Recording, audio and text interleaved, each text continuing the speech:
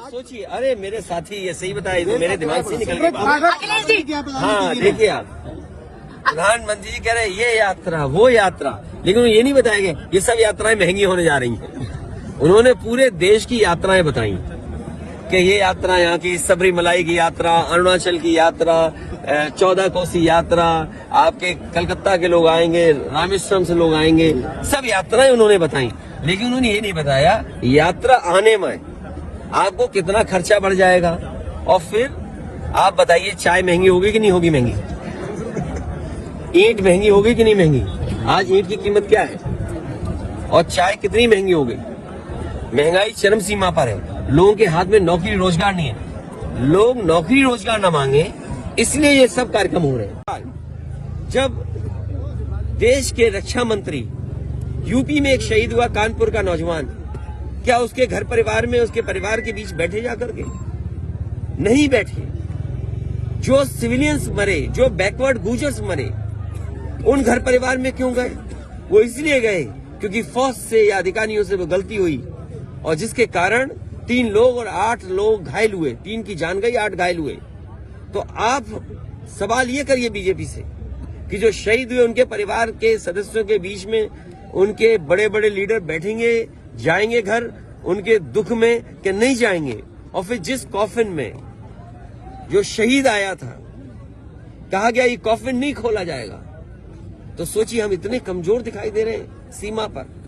आप तो लाल आंखें दिखाना चाहते थे, अब आपने आंखें बंद कर ली और चीन से लेकर के दूसरे देश आपकी जमीनें कब्जा कर रहे हैं। और एक दिन आएगा कि आपको बहुत से इलाकों में जाने के लिए, जो भारत का इलाका था, आपको पासपोर्ट चाहिए होगा। आपने मानसरोवर यात्रा की बात की, क्या भारत ये कह सकता है कि मानसरोवर हमारा है? आप बहुत बड़े तीर्थ स्थान की बात कर रहे हैं। हमारे पत्रकार साथी पूछे कब जाओगे।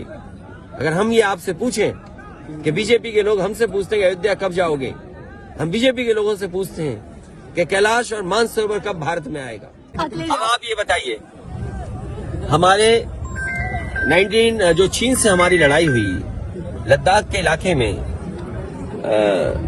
जो सबसे महत्वपूर्ण लड़ाई हुई जिसमें 114 कुमाऊं रेजिमेंट के लोग शहीद हो गए, और जो मेमोरियल बना था, आज चीन के लोग कह रहे हैं कि इस मेमोरियल को नहीं बना सकते हैं आप, वो मेमोरियल तोड़ा जा रहा है। क्या आप में से किसी ने खबर बनाई?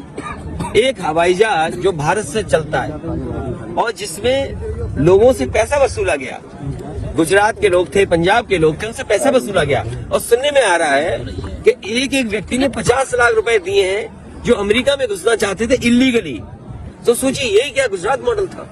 सोचना चाहिए सरकार को और आपको विचार करना चाहिए कि जहां से प्रधानमंत्री हैं उस प्रदेश की हालत ये है कि पूरा का पूरा हवाई जहाज इलीगल जा रहा है।